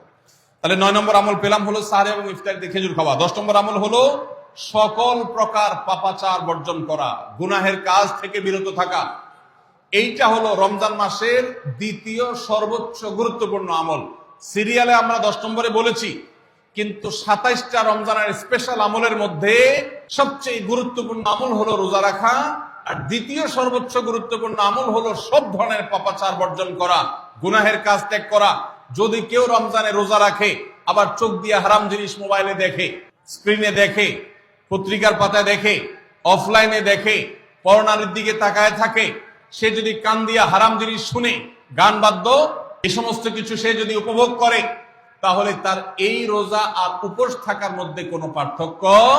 মনে রাখবেন, রোজা শুধু পেটের হয় না, রোজা চোখের হয়, রোজা কানের হয়, রোজা হাতের হয়, রোজা মুখের হয়, রোজা শরীরের প্রত্যেকটা অঙ্গ প্রত্যঙ্গের হয়। একজন মানুষ যখন তার পুরো শরীরে রোজা করে, সে যখন সকল অঙ্গ প্রত্যঙ্গ দিয়ে আল্লাহর আনুগত্য করে, আল্লাহর নাফরমানি থেকে বেরিয়ে আসে, তখন সে সত্যিকারের রোজাদার হয়। আর যে শুধুমাত্র দিনের বেলায় পানাহার বর্জন করে, যৌনাচার বর্জন করে, আর সমস্ত পাপাচার অপকর্ম সে যথারীতি অন্য সময়ের মতো রমজান মাসেও করে, এই রোজাদার পেটের রোজা রেখেছে, কিন্তু তার শরীরের অন্য অন্য অঙ্গ প্রত্যঙ্গ গুলো আল্লাহর কথা শুনে নাই, সো সেগুলো কিন্তু রোজা রাখে নাই। এই রোজা আল্লাহর কাছে মাকবুল এবং গ্রহণযোগ্য রোজা হতে পারে না। অতএব আমরা রমজান মাসে সব ধরনের গুনাহের কাজ বর্জন করবো তো ইনশাআল্লাহ। প্রিয় ভাইরা আমার, রোজা কিন্তু আমাদের সাথে কথা বলে। রোজার ভাষা আমরা অনেকে জানি না, কি বলে সেটা অনেকে বুঝি না, কিন্তু রোজা আমাদের সাথে কথা বলে। কি কথা? সিয়াম শব্দের অর্থ, আমরা যেটাকে রোজা বলছি সেটা কোরআনের ভাষায় বলা হয় সিয়াম, হাদিসে বলা হয়েছে সেটাকে সওম বা সিয়াম। এই সওম বা সিয়াম একই শব্দ, এর অর্থ হলো বিরত থাকা। এর অর্থ হলো কি ভাই? বিরত থাকা, ব্রেক দিতে জানা। আল্লাহ রাব্বুল আলামিন রোজার মতো ইবাদত দিয়েছেন আমাদেরকে জীবনে ব্রেক দেওয়ার অভ্যাস গড়ে তোলার জন্য। আমরা যেন ব্রেক দিতে শিখি, আমরা যেন থামতে শিখি, আমরা যেন নিজেদেরকে নিয়ন্ত্রণ করতে শিখি। ইসলামের যে বৈশিষ্ট্য, ইসলামের যে বিউটি, ইসলামের যে সৌন্দর্য, সেটা হলো ইসলাম পৃথিবীর মানুষকে আত্মনিয়ন্ত্রণ করবার কথা বলে। আজ ভোগবাদী পৃথিবীর যেদিকে তাকাবেন, চতুর্দিকে দেখতে পাবেন শুধু ভোগের হাতছানি। দুনিয়াটা মস্ত বড়, খাও দাও আর ফুর্তি করো। শুধুমাত্র ফুর্তি ফুর্তি এবং ফুর্তি, ভোগ এবং ভোগ এবং ভোগ। গোটা পৃথিবী আপনাকে ভোগের কথা বলবে, ত্যাগের কথা বলবে না। ইসলাম আপনাকে ত্যাগের কথা বলে। আপনি ঈদ উদযাপন করবেন, ঈদ উল ফিতর, সেখানে পর্যন্ত ইসলাম বলে আগে গরিবের বাসায় ফিতরা পৌঁছাবে, তারপর তুমি ঈদগাহে যাবে, ঈদের আনন্দ করবে। আপনি কোরবানির ঈদে পশু জবাই করে গোশত খাবেন, উৎসব করবেন। ইসলাম বলে ভালো কথা, তুমি উৎসব করবে, তোমাকে উৎসব করতেই দেওয়া হয়েছে, কিন্তু আগে গরিবের বাসায়ও গোশত পাঠাবে ঈদের, সেটা নিশ্চিত করবে, তার পাশাপাশি তুমি ঈদ উদযাপন করবে। আমরা যে রমজানের রোজা রাখি, এই রোজা আমাদেরকে বিরত থাকার কথা বলে। সেই বিরত থাকাটা কি? সেটা হলো আমরা যখন রোজা রাখি আমাদের পিপাসা হয়, আমাদের ক্ষুধা লাগে, পিপাসা হয়, আবার হাতের সামনে হয়তো পানিও আছে। আমার ক্ষুধা লাগে, হাতের সামনে হয়তো খাবারও আছে, কেউ দেখছেও না, সিসি ক্যামেরাও নেই, বদ্ধ রুমে কক্ষের মধ্যে, কিন্তু আমি রোজাদার। কোন রোজাদার রোজার মধ্যে খায়, পান করে? কেন? কারণ সে জানে আল্লাহ নিষেধ করেছে। আমরা যখন ইফতার সামনে নিয়ে বসে থাকি সন্ধ্যাবেলা, ভাইরা আমার, সারা বছর নাস্তা তো আল্লাহ তাআলা কম হোক বেশি হোক সবাইকে করার তৌফিক দেন, আমরা সবাই তো কম বেশি নাস্তা করি সারা বছর। আপনি যদি বুফে গিয়ে 100 আইটেমের নাস্তা দিয়েও আপনি খাবার গ্রহণ করেন, সকালের ব্রেকফাস্ট আপনি খান, ইফতারের সময় মাত্র 2-4টা আইটেম নিয়ে বসে থেকে আজানের জন্য, সূর্য ডুবার জন্য যে অপেক্ষা করেন, ওই অপেক্ষার সময় যে অবর্ণনীয় স্বাদ আর তৃপ্তি পাওয়া যায়, পৃথিবীর সমস্ত খাদ্য গ্রহণের মধ্যেও এই তৃপ্তি বা স্বাদ নাই। নবী সাল্লাল্লাহু আলাইহি ওয়াসাল্লাম সেজন্য বলেছেন, লিসসাইমি ফারহাতান, রোজাদার ব্যক্তিকে দুটি আনন্দ দেওয়া হয়, ফারহাতুন ইনদা ফিতরি ওয়া ফারহাতুন ইনদা লিকাই রাব্বি। একটা আনন্দ হলো ইফতারের সময়, অবর্ণনীয়, ভাষায় প্রকাশ করবার অযোগ্য। কি ভালো লাগা কাজ করে, ইফতারের জন্য আমরা বসে আছি, খাবার সামনে আছে, রকমারি শীতল শরবত সামনে আছে, রকমারি খাবারের পসরা সাজানো আছে টেবিলে, দস্তরখানে, এদিকে পেটে ক্ষুধাও আছে, কিন্তু আমরা মিনিট গুনছি, আমরা সময় দেখছি, ঘড়ির দিকে তাকিয়ে আছি, সূর্য কখন ডুববে। সূর্য ডুবেছে আর সাথে সাথে আমরা ইফতার করছি। এই যে আল্লাহর নির্দেশের অপেক্ষা, ইসলাম রোজার মাধ্যমে আমাদেরকে সেই শিক্ষাটা দিতে চায়। রোজা আমাদের সাথে সেই কথা বলে যে দেখো, তুমি জীবনে বিরত থাকতে শিখো, গোটা পৃথিবী তোমাকে ভোগ শিখাবে, ইসলাম তোমাকে ত্যাগ শিখাবে, ইসলাম তোমাকে কন্ট্রোল করা শিখাবে। আমাদের তরুণদের চরিত্রকে নষ্ট করবার জন্য, তাদেরকে নানাভাবে উস্কানি দেওয়ার জন্য, বিনোদনের নামে, নিউজের নামে, বিজ্ঞাপনের নামে, বিভিন্ন নামে অশ্লীল নানা দৃশ্য, খোলামেলা দৃশ্য তাদের সামনে দেখানো হয়, ভোগের আহ্বান করা হয়। ইসলাম বলে, হে মুসলিম তরুণ, তোমার চোখের এরিয়ার মধ্যে কোন পরনারী, কোন সুন্দরী নারী পড়ে গেছে, তুমি আঁচ করতে পেরেছ, সাথে সাথে তোমার দৃষ্টিকে তুমি নিয়ন্ত্রণ করো, অবনত করো। কুল্লিল মুমিনিনা ইয়াগুদ্দু মিন আবসারিহিম ওয়া ইয়াহফাযু ফুরুজাহুম। আল্লাহ বলেছেন, হে রাসূল বলে দিন ইমানদার পুরুষদেরকে, তারা যেন তাদের চোখগুলোকে নামিয়ে রাখে, তাদের সম্ভ্রমকে তারা সংরক্ষণ করে। মনে রাখবেন, যা খুশি তা করতে পারা এটা যোগ্যতা নয়। নিজেকে নিয়ন্ত্রণ করলাম, যা খুশি তা করব না, এর নাম হলো যোগ্যতা। ডায়রিয়ার রোগী ডাইরেক্ট হয়ে যায়, যা খুশি যে করে, নিজের মন যেদিকে তাকে নাচায় সেদিকে নাচে, এই লোকটা অসুস্থ মানুষের মতো। আর মুসলিম যুবক, মুসলমান মানুষ, নারী পুরুষ, সে নিজেকে নিয়ন্ত্রণ করে। আল্লাহ এটা হারাম করেছেন, আমার মন চায়, চাইলেই আমি সেটা নিতে পারি, কিন্তু আমি নেব না। আমি একটা জিনিস ধরতে পারি, আল্লাহ হারাম করেছেন, সেজন্য আমি ধরবো না। এই শিক্ষাটা রমজান আমাদেরকে দেয়। অতএব রমজানের সবচেয়ে গুরুত্বপূর্ণ আমল হলো এই 10 নম্বর আমল, সেটা হলো পাপাচার বর্জন করা। নবী সাল্লাল্লাহু আলাইহি ওয়াসাল্লাম বলেছেন, যে ব্যক্তি রমজানে রোজা রাখলো আর পাপাচার বর্জন করলো না, তাহলে এই রোজা রাখার উপোস থাকার ভিতরে কোনো পার্থক্য নাই। আল্লাহ আমাদের সবাইকে রমজান মাসের রোজা থেকে সকল হারাম, সকল নাজায়েজ কাজ, সকল গুনাহের কাজ ছাড়ার তৌফিক দান করবো না আমি। ভাইরা আমার, 11 নম্বর আমল হলো অধিক পরিমাণ দোয়া করা। রমজান মাসের রোজা রেখে আমরা বেশি বেশি দোয়া করব। চলতে ফিরতে উঠতে বসতে দোয়া করতে পারেন। আমাদের মায়েরা অনেকে শুনছেন আমাকে, রমজান মাসে আপনি গৃহস্থলী কাজ করছেন, রান্না বাড়া করছেন, ঘর ঝাড়ু দিচ্ছেন, আর মনে মনে আল্লাহর সাথে কথা বলেন। দোয়া মানে আল্লাহর সাথে কথোপকথন। আল্লাহ, আপনি আমাকে মাফ করে দেন, আমার বাবাকে মাকে মাফ করে দেন, সন্তানগুলোকে হেদায়েত দান করেন, চোখের পানি ফেলেন। নিয়মতান্ত্রিক দোয়া, বসে বসে হাত তুলে দোয়া করবেন কেবলামুখী হয়ে, আবার চলতে ফিরতে উঠতে বসতে, এমনকি ওযু নাই সে অবস্থায় দোয়া করবেন। নবী সাল্লাল্লাহু আলাইহি ওয়াসাল্লাম বলেছেন 3 ব্যক্তির দোয়া ফিরিয়ে দেওয়া হয় না। কয় ব্যক্তির দোয়া? লা তুরাদ্দু দাওয়াতুহুম, 3 শ্রেণী মানুষের দোয়া ফিরিয়ে দেওয়া হয় না। এর ভিতরে এক শ্রেণী হলেন মাজলুম, কারোর জুলুমের শিকার হয়েছে এই ব্যক্তি। জালেমের বিরুদ্ধে যে তার মনের আকুতি থাকে, বদদোয়া থাকে, আল্লাহ সুবহানাহু ওয়া তাআলা এটা ফিরিয়ে দেন না। এজন্য পৃথিবীর ইতিহাসের কোন জালিম আপনি দেখাতে পারবেন না যেই জালিমকে আল্লাহ ছেড়ে দিয়েছেন, আল্লাহ ছাড় দিয়েছেন কিন্তু চূড়ান্ত ভাবে ছেড়ে দিয়েছেন, এমন কোন জালিম আপনি দেখাতে পারবেন না। এজন্য ভাই কখনো কোন অবস্থাতে কারো প্রতি আমরা জুলুম করব না। আল্লাহ আমাদেরকে সেটা মানার তৌফিক দান করুন। তাহলে 3 ব্যক্তির দোয়া কবুল হয়, ফেরত দেওয়া হয় না। তার ভিতরে একজন হলো মাজলুম, যার প্রতি আপনি জুলুম করেছেন, সে আপনার বিরুদ্ধে যে বদদোয়া করে, এটা লাগবেই লাগবে, আজ হোক আর 2 দিন পরে হোক। নাম্বার 2, মুসাফির, যে ব্যক্তি সফরে আছে, সফররত অবস্থায় সে যদি দোয়া করে, সে দোয়া আল্লাহ তাআলা কবুল করেন। 3 নম্বর হলো রোজাদার ব্যক্তি, as-সাইম হাত্তা ইফতির, রোজাদার ব্যক্তি সারাদিন ভর রোজা করলে ইফতার রাগ পর্যন্ত, সারাদিন দোয়া করলে ইফতার রাগ পর্যন্ত তার দোয়া কবুল হয়। এই জন্য রোজা রেখে আমরা বেশি বেশি আল্লাহর কাছে দোয়া করবো ইনশাআল্লাহ। চলতে ফিরতে উঠতে বসতে মনে মনে আল্লাহর সাথে কথা বললেন, চাওয়া তাওয়াকে পেশ করলেন, বাস এটাই হলো দোয়া। এটা হলো আমাদের রমজান মাসের 11 নম্বর আমল, বেশি বেশি দোয়া করা। 12 নম্বর আমল হলো মিথ্যা এবং কাজ পরিহার করা। রমজানের সকল পাপাচার তো পরিহার করবই, বিশেষভাবে মিথ্যা কথা, মিথ্যা কাজ পরিহার করা। কারণ নবীজি সাল্লাল্লাহু আলাইহি ওয়াসাল্লাম এর জন্য আলাদা নির্দেশ করেছেন। তিনি বলেছেন, মাল্লাম ইয়াদা কাওলা যুরি ওয়াল আমালা বি ফালাইসা লিল্লাহি হাজা আন ইয়াদা তাআমাহু ওয়া শারাবা। যে ব্যক্তি রমজানের রোজা রেখে মিথ্যা কথা, মিথ্যা কাজ ছাড়লো না, তার উপোস থাকায় আল্লাহর কোনো ঠেকা পড়ে নাই।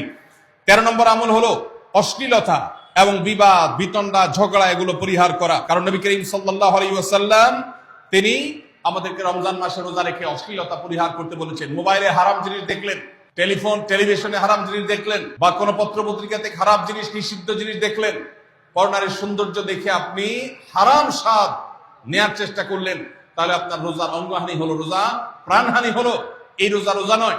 এই জন্য এটাকে রমজান মাসে পরিহার করতে হবে, অন্য সময় তো বটেই।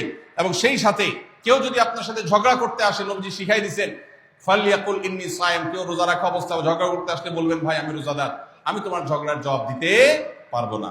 তাহলে ঝগড়া পরিহার করার জন্য রমজান মাসে আমরা এক্সারসাইজ করবো। 14 নম্বর, যে কোনো ভালো কাজ, যে কোনো নেকামল রমজান মাসে বেশি বেশি করবেন। কেন? কারণ রমজানের শুরুতে একজন ঘোষক বলে, ইয়া বাগিয়াল খায়রি আকবিল, হে ভালো কাজ প্রত্যাশী, যে ভালো কাজ করতে চাও, রমজান মাসটাই হলো ভালো কাজের সওয়াব বেশি পাওয়ার। অতএব এই মাসে ভালো কাজ করে, নেকামল করে, ইবাদত করে, কোরআন তেলাওয়াত, জিকির, আজকার যত রকম আছে এগুলো করে জান্নাতের পথে অগ্রসর হয়ে যাও। 15 নম্বর আমল হলো বেশি বেশি ইস্তেগফার করা। বেশি বেশি কি করা? ইস্তেগফার করা, অর্থাৎ ক্ষমা প্রার্থনা করা। কেন ক্ষমা প্রার্থনা বেশি করবেন? কারণ নবী করিম সাল্লাল্লাহু আলাইহি সাল্লাম বলেছেন, ওয়ালিল্লাহি উতাকাউ মিনান নার ওয়া যালিকা ফি কুল্লি লাইলা, রমজানের প্রত্যেক রাতে আল্লাহ তাআলা বহু মানুষকে জাহান্নাম থেকে মুক্ত ঘোষণা করেন। ভাইরা আমার, আমাদের পাপাচারের কারণে জাহান্নামীদের তালিকা নাম উঠে থাকলেও রমজানে আল্লাহ বহু মানুষকে ঠিক দেন যে এই লোককে জান্নাতি ঘোষণা করা হলো, জাহান্নাম থেকে মুক্ত ঘোষণা করা হলো। এই জন্য এই মাসে আল্লাহর কাছে বেশি বেশি মাফ চাইতে হয়, ইস্তেগফার করতে হয়, চোখের পানি ফেলে দোয়া করতে হয় যে আল্লাহ আপনি মাগফিরাত নসিব করেন। এটা হলো 15 নম্বর আমল। 16 নম্বর আমল হলো রোজাদারকে ইফতার করানো। নিজে ইফতার করবেন, পাশাপাশি রোজাদার ব্যক্তিকেও ইফতার করাবেন। নবী সাল্লাল্লাহু আলাইহি সাল্লাম বলেছেন, যদি কোনো ব্যক্তি কোনো রোজাদারকে ইফতার করায়, তাহলে যেই ব্যক্তি তাকে ইফতার করাবেন তার রোজার সওয়াব তো সে পাবেই, আপনি ইফতার করায়া সমপরিমাণ সওয়াব লাভ করবেন ইনশাআল্লাহ। অতএব মসজিদে ইফতার দেওয়ার ব্যবস্থা করা যেতে পারে, রাস্তাঘাটে, বিশেষ করে পাবলিক পরিবহনে, এমনকি প্রাইভেট গাড়িতেও সন্ধ্যার সময়, ইফতারের সময় অনেক সময় খাবার থাকে না, তখন আপনি রাস্তা দাঁড়িয়ে যদি সামান্য একটু খেজুর, সামান্য একটু পানি বিতরণ করতে পারেন, তাহলে সওয়াবটা পাওয়া যেতে পারে। আপনার বাসার আশেপাশে অনেক অভাবী মানুষ আছে, তাদের বাসায় আপনি ইফতার পৌঁছে দিতে পারেন। এর মাধ্যমে রোজাদারকে ইফতার করানোর সওয়াব পেতে পারেন। 17 নম্বর আমল হলো বেশি বেশি কোরআনে কারীমের তেলাওয়াত করা। কোরআনে কারীমের তেলাওয়াত রমজান মাসে বেশি বেশি করব। কেন? কারণ হলো এই মাসটাই হলো কোরআন নাজিলের মাস। আল্লাহ তাআলা রমজান মাসে কোরআন নাজিল করেছেন। আল্লাহ বলেছেন, শাহরু রমাদান আল্লাযী উনজিলা ফীহিল কুরআন হুদাল লিন-নাস ওয়া বায়িনাতিন মিনাল হুদা ওয়াল ফুরকান। রমজান মাস এমন মাস যে মাসে আল্লাহ তাআলা কোরআন নাজিল করেছেন। এই জন্য এই মাসে বেশি বেশি কোরআন তেলাওয়াত করতে হবে। নবী করিম সাল্লাল্লাহু আলাইহি ওয়াসাল্লাম বেশি বেশি রমজান মাসে কোরআন তেলাওয়াত করতেন। আমাদের পূর্বসূরি সালাফগণ কেউ কেউ রমজান মাসে অন্য সব আমল কমিয়ে দিয়ে কোরআন তেলাওয়াতটা সবচেয়ে বেশি করতেন। এই জন্য দিনে এবং রাতে বেশি বেশি করে কোরআন শুদ্ধতার সাথে সৌন্দর্যের সাথে তেলাওয়াত করব, অর্থ সহকারে বুঝে পড়ার চেষ্টাও পাশাপাশি করবো ইনশাআল্লাহ। 18 নম্বর আমল হলো কোরআন পরস্পরকে শোনাশুনি করা, বুঝে পড়া। অর্থাৎ আপনি কোরআন তেলাওয়াত করবেন, আপনার স্ত্রী শুনবে, আপনার মা শুনবে, আপনার বোন শুনবে, আবার তারা তেলাওয়াত করবে, আপনি শুনবেন। আমরা তারাবির নামাজে এক পক্ষীয় তেলাওয়াত শুনি, হাফেজ সাহেব তেলাওয়াত করেন, আমরা শুনি, কিন্তু আমরা তেলাওয়াত করে আরেকজন শুনবে, এটা হয় না। নবী সাল্লাল্লাহু আলাইহি সাল্লাম রমজান মাস আসলে জিবরিল ফেরেশতার সাথে কোরআন শোনাশুনি করতেন, জিবরিল তেলাওয়াত করতেন, নবীজি শুনতেন, আবার আমাদের নবীজি তেলাওয়াত করতেন, জিবরিল শুনতেন। এটা একটা সুন্নাত। এই সুন্নাতটা বিলুপ্ত হয়ে গেছে, এটা নিয়ে চর্চা নাই। এই জন্য আমরা এটা বাসা বাড়িতে নতুন করে জিন্দা করব। আল্লাহ আমাদেরকে তৌফিক দান করুন। 19 নম্বর আমল হলো দান সাদাকা বেশি বেশি করা। নবীজি সাল্লাল্লাহু আলাইহি সাল্লাম এমনিতেই প্রচুর পরিমাণ দান করতেন, কিন্তু রমজান আসলে তার দানশীলতার পরিমাণ আরো বেড়ে যেত। এই জন্য অভাবী, প্রতিবেশী, গরিব দুঃখী সবার ঘরে ঘরে আমরা আমাদের সাধ্য অনুযায়ী দান পৌঁছানোর চেষ্টা করব রমজান উপলক্ষে। এটা রমজানের 19 নম্বর স্পেশাল আমল, বিশেষ আমল। 20 নম্বর রমজানের কর্মসূচি হলো ভোর রাতে দোয়া করা। কারণ সারা বছর ভোর রাতে তাহাজ্জুদের নামাজ পড়া বা দোয়া করার সুযোগ আমাদের হয় না, কিন্তু রমজানে সাহরি খেতে তো এমনি উঠেন, অতএব এই টাইমে দোয়া কবুল হয়। 24 ঘন্টার ভিতরে দোয়া কবুলের সবচেয়ে মুখ্যম সুযোগ, সবচেয়ে আদর্শ সময় হলো এই তাহাজ্জুদের সময়টা। ভাইরা আমার, ঢাকার একটি বড় কোম্পানি, বাংলাদেশের সবচেয়ে বড় শিল্প প্রতিষ্ঠান বললে ভুল হয়তো হবে না, অন্তত এটুকু বলা যায় যে প্রথম 3-4টি বড় প্রতিষ্ঠানের একটি। এরকম একটা প্রতিষ্ঠানের একজন কর্মকর্তা বছর 2-3 আগে আমার সাথে হঠাৎ দেখা। তিনি আমাকে দেখে বেশ আবেগ আপ্লুত হলেন এবং অনেকটা জড়িয়ে ধরলেন এবং বললেন, ভাই, আপনার একটি আলোচনা থেকে আমার জীবনের ভিতরে এমন এক পরিবর্তন আসছে যেটা অকল্পনীয়, অভাবনীয়। আমি একটু কৌতূহল হয়ে জানতে চাইলাম কোনটা সেটা। তখন তিনি বললেন, ভাই, আমার জীবনে এমন একটা রোগ হয়েছে, যেই রোগ ট্রিটমেন্ট করার জন্য দেশে বিদেশে বিভিন্ন জায়গায় গিয়েছে, কোনো চিকিৎসা এর আমি পাইনি। শেষ পর্যন্ত আশাহত হয়ে চাকরি ছেড়ে দিয়ে, শহর ছেড়ে দিয়ে গ্রামে গিয়ে বসবাস করা শুরু করছি এবং মৃত্যুর জন্য অপেক্ষা করছি। এর মধ্যে আপনার একটা আলোচনার ক্লিপ আমার চোখের সামনে আসলো, সোশ্যাল মিডিয়াতে ওটা শুনলাম। সে আলোচনাটা ছিল আল্লাহর কাছ থেকে অসাধ্য সাধন করার সময় হলো ভোর রাত, তাহাজ্জুদের সময়। আমি এই আলোচনা পুরোটা শোনার পর ওই রাতে আমি ঘুম থেকে উঠে ভোর রাতে তাহাজ্জুদ পড়ে আল্লাহর কাছে বুক ভাসিয়ে মন ভরে কাঁদলাম, দোয়া করলাম। ওই ভাই বললেন যে আমি এত দোয়া করলাম, দোয়া করতে করতে দীর্ঘ সময় আমি পরিতৃপ্ত হলাম, আমার দোয়া শেষ হয়ে গেল। এরপর দোয়া করে শেষ করার পর ফজর নামাজের সময় হয়ে গেছে, আমার ফিল হলো, অনুভব হলো যে আমার শরীরে আর কোনো রোগবালাই এখন মনে হয় নাই। এবং তিনি গত 2 দিন আগেও তার সাথে আমি দেখা করলাম ঢাকায়, গতকালকে দেখা করলাম, 2 দিন আগে না, মাত্র 1 দিন আগে দেখা করলাম। তিনি এখন সুস্থ সবল হয়ে আবার তার চাকরিতে ফিরে গিয়ে স্বপদে সমহিমায় আছেন। তিনি এক সহকর্মীকে ডেকে আমার সামনে বলছেন, এই তোমরা বলো তো, আমি আগে শারীরিকভাবে বেশি ফিট ছিলাম নাকি এখন বেশি ফিট? তখন তার সহকর্মী আমার সামনে বলছে, স্যার, আপনি আগে অনেক বেশি রাগারাগি করতেন, আপনি হট মেজাজি ছিলেন, অনেক বেশি অসুস্থ হয়ে যেতেন কিছু হলেই, কিন্তু এখন আপনি সে আগের সময়ের তুলনায় অনেক বেশি সুস্থ এবং ফিট। তিনি বললেন, ভাই, ভোর রাতের দোয়ার প্রভাব এত বেশি, তাহাজ্জুদের সময়ের দোয়া এত গুরুত্বপূর্ণ যে এই এক দোয়া আমার জীবনকে আমূল পরিবর্তন করে দিয়েছে। এই জন্য ভাইরা, রমজান মাসে বিশেষ করে যখন তাহাজ্জুদের সময় সাহরি খেতে যখন উঠবেন, সাহরি খাওয়ার পর 10টা মিনিট সময় হাতে রাখেন, বা সাহরি খাওয়ার আগে 10টা মিনিট আগে উঠে ওযু করে 2 রাকাত 4 রাকাত নামাজ পড়ে, বা নামাজ পড়ার সময় না থাকলে অন্তত কেবলামুখী হয়ে 2টা হাত তুলে আল্লাহর কাছে একটু চান। নবীজি সাল্লাল্লাহু আলাইহি সাল্লাম বলেছেন, রাতের শেষ প্রহর যখন হয়, দুনিয়ার আসমানে নেমে এসে আল্লাহ বান্দাদেরকে ডেকে ডেকে তাদের প্রত্যেকটা চাওয়া পূরণ করে দেন। এই জন্য ভাইরা, রমজান মাসে সাহরির সময় দোয়া কবুল হয়। রমজান উপলক্ষে বিশেষ করে এই আমলটা, সাহরির সময় আমলটা আমরা দোয়া করার আমলটা করতে পারি। তাহলে 20 নম্বর আমল হলো তাহাজ্জুদের নামাজ এবং ভোর রাতের দোয়া। এটা অন্য সময় করা যায়, কিন্তু রমজানের সুযোগটা বেশি আসে, সেজন্য এটাকে রমজানের স্পেশাল আমলের সময় আমরা উল্লেখ করলাম। আল্লাহ আমাদেরকে সবাইকে তৌফিক দান করুন। সাহরি খেতে উঠলে একটু দোয়া করবো তো ইনশাআল্লাহ। 2-4 মিনিটের জন্য হলে দোয়া করব, একাকী নির্জনে আল্লাহর কাছে কিবলামুখী হই। এর চেয়ে বড় দুর্ভাগ্যের বিষয় কি আছে যে আল্লাহ চাওয়ার জন্য ডাকছেন আর আমি অবহেলা করে বসে আছি। ভাইরা আমার, 5 ওয়াক্ত নামাজের জন্য মুয়াজ্জিন আপনাকে ডাকে, কিন্তু ভোর রাতে দোয়া কবুলের জন্য স্বয়ং আল্লাহ আপনাকে ডাকে। অতএব সাহরি খেতে উঠলে ভোর রাতে সাহরির সময় একটু দোয়া করবো তো ইনশাআল্লাহ। 21 নম্বর আমল উমরা করা। যাদেরকে আল্লাহ তৌফিক দিয়েছেন তারা রমজানে উমরা করবেন, কারণ নবী করিম সাল্লাল্লাহু আলাইহি ওয়াসাল্লাম বলেছেন, উমরাতুন ফি রমাদান তা'দিলু হাজ্জা। রমজানে কেউ উমরা করলে একটা হজের সওয়াব পায়। কোন কোন হাদিসে আসছে তা'দিলু হাজ্জাতান মাই, নবীজির সাথে হজের সওয়াব পাওয়া যায় রমজানে উমরা করলে। আল্লাহ আমাদেরকে যখন তৌফিক দিবে আমরা সকলে সেটা করব ইনশাআল্লাহ। ঠিক আছে না? নিয়ত করেন, দোয়া করেন, আল্লাহ একসময় তৌফিক অবশ্যই দিবেন। 22 নম্বর আমল হলো রমজানের শেষ 10 দিন মসজিদে ইতিকাফ করা। গুরুত্বপূর্ণ একটা পয়েন্ট, মসজিদে ইতিকাফ করা। খুব মনোযোগ দিয়ে শুনি।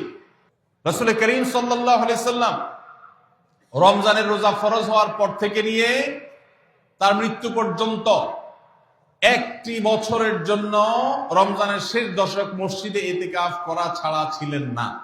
একবার তিনি মসজিদে ইতিকাফে বসেছেন, কিন্তু ইমার্জেন্সি একটা কাজে মসজিদ থেকে তাকে বের হতে হয়েছে। এই জন্য তিনি পরের বছর 20 দিন ইতিকাফ করেছেন। 10 দিন হলো ওই বছরের, আর 10 দিন হলো আগের বছরের যে ইতিকাফ ভেঙে ফেলেছেন সেটার ইতিকাফের কাজা। তার মানে হলো নবীজির জীবনে কখনো ইতিকাফ 1 বছর একটা রমজান মাসেও ছাড়েন নাই। এত গুরুত্বপূর্ণ আমল যে রমজানের এই আমলটা তিনি কখনোই ছাড়েন নাই। দুর্ভাগ্য আমাদের, এখানেও হয়তো বেশিরভাগ মুসলমান আমরা জীবনে একবারের জন্য রমজানের শেষ 10 দিন ইতিকাফ করি নাই। যে আমল নবীজি জীবনে কখনো ছাড়েন নাই সেটা আপনি জীবনে একবারও করেন নাই। এর চাইতে বড় হতভাগা উম্মত আর কি হতে পারে? ভাইরা আমার, 3টি আমলের নগদ তৃপ্তি আমি অন্তত অনুভব করি। আমি আমার সে অভিজ্ঞতার আলোকে আপনাদের উদাত্ত আহ্বান করতে চাই, রমজানের শেষ দশকে আপনারা ইতিকাফ করুন। যে 3টি আমলের তৃপ্তি, নগদ স্বাদ, অবর্ণনীয় ভালো লাগা কাজ করে, অন্তর্জগতে প্রশান্তিতে পরিপূর্ণ হয়ে যায়, সেই 3টি ইবাদতের একটি হলো আরাফাতের ময়দানের দোয়া। এটার সাথে কোনো কিছুর কম্পেয়ার হয় না। অবর্ণনীয় তৃপ্তি লাগে আরাফাতের ময়দানে দোয়া করতে। দ্বিতীয় হলো সিজদায় গিয়ে চোখের পানি ফেলে আল্লাহর কাছে দোয়া করতে অসম্ভব ভালো লাগা কাজ করে। ভোর রাতে দোয়াতেও একই স্বাদ পাওয়া যায়। আর 3 নম্বর হলো রমজানের শেষ দশকের ইতিকাফ। ইতিকাফ যে একবার করেছে সে জীবনে বারবার করে, তাকে আর ফেরানো যায় না। এজন্য ভাইরা, রমজানের শেষ দশকে আমরা আল্লাহর ঘরে বসে গিয়ে ইতিকাফ করার চেষ্টা করবো তো ইনশাআল্লাহ। অনেক এলাকায় বৃদ্ধ মানুষ, বুড়া মানুষ বসায় দেওয়া হয় টাকা পয়সা দিয়ে। যে টাকা নিয়ে ইতিকাফ করে সেও গুনাহগার, আর যারা টাকা নিয়ে ইতিকাফে বসায় তারাও গুনাহগার, কারণ ইবাদত টাকা পয়সা দিয়ে চলবে না। রমজানের শেষ দশক মসজিদে ইতিকাফ করবো তো ইনশাআল্লাহ। আল্লাহ আমাদেরকে তৌফিক দান করুন। যুবক ভাইরা, একটাবার বসে দেখেন, অসম্ভব ভালো লাগা কাজ করে। মনে হয় যে আল্লাহর মেহমান আমি, এই ফিলটা হয়, কারণ আল্লাহর ঘরে এসে বসে আছেন আপনি। আপনি কারোর কাছে কোনো কিছু চেয়েছেন, চাইতে চাইতে একটা পর্যায়ে তার পাও জড়িয়ে বসে গেলেন, একদম বসে গেলেন, তার ঘরের সামনে বসে পড়লেন। ইতিকাফটা অনেকটা এরকম। রমজানের প্রথম 20 দিন আল্লাহর কাছে হাত দিয়ে দোয়া করলাম, আর শেষ 10 দিন একদম মসজিদে গাঁটটি মুস্কা নিয়ে পড়ে গেলাম। ব্যাপারটা হলো কারো পায়ে ধরে পড়ে যাওয়ার মতো। আশা করা যায় ইতিকাফকারীকে আল্লাহ তাআলা ক্ষমা না করে মসজিদ থেকে ফেরাবেন না। এজন্য ইতিকাফ করার চেষ্টা করবো তো ইনশাআল্লাহ। আমরা ব্যস্ততার অজুহাত দেই। ভাইরা আমার, যে কোনো মুহূর্তে দুনিয়া থেকে চলে যেতে হতে পারে। এই জন্য এই রমজানে প্ল্যান করেন, যত ব্যস্ত হন না কেন, আমি তো আমার সমস্ত ব্যস্ততাকে এক পাশে ঠেলে রেখে, আল্লাহ আমাকে যখন থেকে তৌফিক দিয়েছেন রমজানের শেষ দশক ইতিকাফ ছাড়া বাইরে থাকবো এটা চিন্তাও করি না। এই জন্য যুবক ভাইদেরকে বলবো, প্রত্যেকটা মহল্লাতে 2 জন 5 জন 10 জন করে যুবকরা বসেন, কোরআনের গ্রুপ স্টাডি করেন, কোরআনের পাঠচক্র করেন, নিজেরা কোরআন হাদিসের আলোচনা করেন, রোনাজারি এবং দোয়া করেন। 10টা দিন আল্লাহর সাথে কানেক্টেড হওয়ার চেষ্টা করেন। 12 মাস ইবাদত, দাওয়াতের কাজ, ইসলামের কাজ করবেন, ইনশাআল্লাহ সেখানে বরকত পাবেন। রমজানের শেষ দশকে ইতিকাফ করবেন তো ইনশাআল্লাহ। আল্লাহ আমাদের সবাইকে তৌফিক দান করুন। 23 নম্বর আমল হলো শেষ দশকে ইবাদতের মাত্রা বাড়িয়ে দেওয়া। আমরা উল্টাটা করি। আমাদের দেশে রমজানের প্রথম দশকে মসজিদ ফুল হয়ে, বারান্দা ফুল হয়ে, রাস্তায়ও মুসল্লি দাঁড়ায়। আর 10 রমজান চলে গেলে 20 রমজান পর্যন্ত বাহিরের মুসল্লি কমতে কমতে বারান্দার মুসল্লি কমে ভিতরে চলে আসে। আর শেষ 10 দিনে আসলে, ঈদের দিনগুলো যখন কাছে আসে, তখন 5 ওয়াক্ত নামাজের ওই নিয়মিত মুসল্লি ছাড়া বাকিগুলো সব উদাও হয়ে যায়। নবী সাল্লাল্লাহু আলাইহি সাল্লাম কি করতেন? তার উল্টাটা। আমাদের আয়েশা বলেছেন, কানা ইয়াজিতাহিদু ফীহি মা লা ইয়াজিতাহিদু ফী গায়রি। আমাদের নবীজি সাল্লাল্লাহু আলাইহি সাল্লাম রমজানের শেষ দশকে ইবাদতের জন্য যত কষ্ট করতেন, যত সাধনা করতেন, অন্য কোন সময় ইবাদতের জন্য এত সাধনা করতেন না। অথচ আমরা দেখা যায় শেষ দশক অবহেলা কাটাই। এই জন্য ভাইরা, শেষ দশকে ইবাদতের পরিমাণ আরো বাড়িয়ে দিতে হবে, আমলের পরিমাণ বাড়িয়ে দিতে হবে। এটাই আল্লাহ তাআলার নির্দেশনা, সেটাই রমজানের শেষ দশকের আমল। 24 নম্বর আমল হলো শেষ দশকে পরিবারকে ঘুম থেকে ডেকে তোলা। এটা আলাদা সুন্নাহ। নবী সাল্লাল্লাহু আলাইহি সাল্লাম রমজানের শেষ দশক হলে কানা ইদা দাখালাল আশর আহইয়া লাইলা ওয়া আইকাযা আহলা, তিনি পরিবারকে ঘুম থেকে ডেকে তুলতেন এবং স্ত্রী সঙ্গ ত্যাগ করতেন। শেষ দশক কোমর বেঁধে ইবাদত করতেন।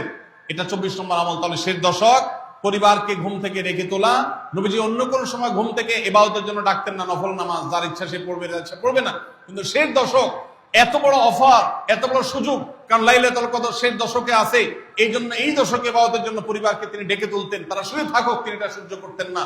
এই জন্য 24 নম্বর আমল হলো রমজানের শেষ দশকে পরিবারকে ঘুম থেকে ডেকে তোলা এবং স্ত্রী সঙ্গ ত্যাগ করা শেষ দশকের জন্য। 25 নম্বর আমল হলো লাইলাতুল কদর অনুসন্ধান করা। রমজানের শেষ দশকের প্রত্যেকটা রাতে কিন্তু শবে কদর হতে পারে, বিশেষ করে বেজর রাতে 21, 23, 25, 27, 29 এই রাতগুলোতে লাইলাতুল কদর হওয়ার সম্ভাবনা অনেক জোরালো। সৌদি আরবের মানুষ তাদের বেজর রাতে তালাশ করবে, আমরা আমাদের বেজর রাতে তালাশ করব ইনশাআল্লাহ।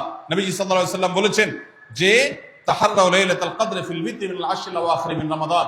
রমজানের শেষ দশকের বেজর রাতগুলোতে তোমরা শবে কদর হতে পারে সে আশা বেশি বেশি করে ইবাদত বন্দেগী করো। লাইলাতুল কদর ইবাদতকে আল্লাহ বলেছেন লাইলাতুল কদরে খায়রুম মিন আলফি শাহর, 1000 মাস, 1000 মাস ইবাদত করলে যে সওয়াব পাওয়া যাবে, লাইলাতুল কদরের এক রাতের ইবাদতের সওয়াব তার চাইতে বেশি হবে। সেই রাত কোনটা আল্লাহ নির্দিষ্ট করেন নাই। এজন্য শেষ দশকের প্রত্যেকটা রাতেই ইবাদত করার চেষ্টা করা, স্পেশালি বেজর রাতগুলোতে। 26 নম্বর আমল হলো লাইলাতুল কদরের আশায় বিশেষ দোয়া পড়া। সেটা কি? আল্লাহুম্মা ইন্নাকা আফুউন তুহিব্বুল আফওয়া ফাআফু আন্নী। আল্লাহ আপনি ক্ষমাশীল, আপনি ক্ষমাকে ভালোবাসেন, অতএব আমাদেরকে ক্ষমা করে দিন। এটা রমজানের শেষ দশকের প্রত্যেক রাতে পড়বেন। যে রাতটা একটু শান্ত শিষ্ট, একটু শীতল, একটু বৃষ্টিভাব, একটু লাইলাতুল কদরের আবহাওয়া বোঝা যায়, সেই রাতকে লাইলাতুল কদর আশা করে, প্রত্যাশা করে বেশি বেশি দোয়া পড়বেন, আল্লাহুম্মা ইন্নাকা আফুউন তুহিব্বুল আফওয়া ফাআফু আন্নী। তাহলে 26 নম্বর আমল হলো লাইলাতুল কদরের দোয়া পড়া। আর 27 নম্বর সর্বশেষ আমল হলো ফিতরা আদায় করা। অর্থাৎ রমজান মাসের রোজাতে যদি ভুল ত্রুটি হয়, এটা রিফাইন্ডের কাজ হয়ে যায়, রিফ্রেশমেন্টের কাজ হয়ে যায় ফিতরার মাধ্যমে। প্রত্যেক সচ্ছল ব্যক্তি তার নিজের পক্ষ থেকে, নিজের স্ত্রী এবং নিজের ছোট বাচ্চাদের তরফ থেকে ফিতরা আদায় করবেন। প্রাপ্তবয়স্ক সন্তান থাকলে তারা তাদেরটা আদায় করবে, আর না হলে বাবা তাদেরটা আদায় করতে পারে। ফিতরা স্বরূপ গরিবদের বাসায় একদিনের খাবার এটা পৌঁছে দিতে হবে। এটা হলো ফিতরা। ঈদের নামাজের আগ পর্যন্ত এটা আদায় করার নির্দেশ নবী সাল্লাল্লাহু আলাইহি ওয়াসাল্লাম দিয়েছেন। তাহলে 27 নম্বর আমল হলো ফিতরা আদায়। এটার মাধ্যমে রমজানের আমল শেষ হয়ে যাবে। আমি আবার এক নজরে 27টি আমল আপনাদেরকে বলে দিচ্ছি। নাম্বার 1 চাঁদ দেখা, নাম্বার 2 রোজা রাখা, নাম্বার 3 তারাবির নামাজ আদায় করা, নাম্বার 4 সাহরি খাওয়া, 5 নম্বর আমল হলো শেষ সময় সাহরি খাওয়া, 6 নম্বর আমল হলো ইফতার করা, 7 নম্বর আমল হলো তাড়াতাড়ি ইফতার করা, এবং 8 নম্বর আমল হলো ইফতারের দোয়া পড়া, 9 নম্বর আমল হলো সাহরি এবং ইফতারে খেজুর খাওয়া, 10 নম্বর আমল হলো রমজান মাসের সকল গুনাহ বর্জন করা, 11 নম্বর আমল হলো বেশি বেশি দোয়া করা, 12 নম্বর আমল হলো মিথ্যা কথা এবং কাজ পরিহার করা, 13 নম্বর আমল হলো অশ্লীলতা এবং ঝগড়া বিবাদ রমজানের রোজা রেখে না করা, 14 নম্বর আমল হলো ভালো কাজের পরিমাণ এই মাসে বাড়ায় দেওয়া, 15 নম্বর আমল হলো বেশি বেশি আল্লাহর কাছে ক্ষমা চাওয়া, কারণ এই মাসে আল্লাহ বেশি ক্ষমা করেন মানুষকে, 16 নম্বর আমল হলো অন্য রোজাদারকে ইফতার করানো, তাদের বাসায় ইফতার পাঠানো, আর 17 নম্বর আমল হলো বেশি বেশি কোরআন তেলাওয়াত করা, 18 নম্বর আমল হলো কোরআন নিজে পড়ে আরেকজনকে শোনানো, আবার তার তেলাওয়াত নিজে বসে শোনাশুনি করা, 19 নম্বর আমল হলো দান সাদেকা করা, 20 নম্বর আমল হলো তাহাজ্জুদ এবং বিশেষ করে ভোর রাতে সারি খেতে উঠে দোয়া করা, আর 21 নম্বর আমল হলো উমরা করার সামর্থ্য থাকলে, 22 নম্বর আমল হলো ইতিকাফ করা শেষ দশকে, 23 নম্বর আমল হলো শেষ দশকের বেজর রাতে, শেষ দশকের প্রত্যেকটা রাতে ইবাদতের পরিমাণ বাড়িয়ে দেওয়া এবং বিশেষভাবে রাত্রি জাগরণ করা শেষ দশক। আর 24 নম্বর আমল হলো শেষ দশকে নিজের পরিবারকে ঘুম থেকে ডেকে তোলা, স্ত্রী সঙ্গ ত্যাগ করা। 25 নম্বর আমল হলো লাইলাতুল কদর অনুসন্ধান করা। 26 নম্বর আমল হলো লাইলাতুল কদর বিশেষ দোয়া পাঠ করা। আর 27 নম্বর আমল হলো ফিতরা দেওয়া। আল্লাহ আমাদের সবাইকে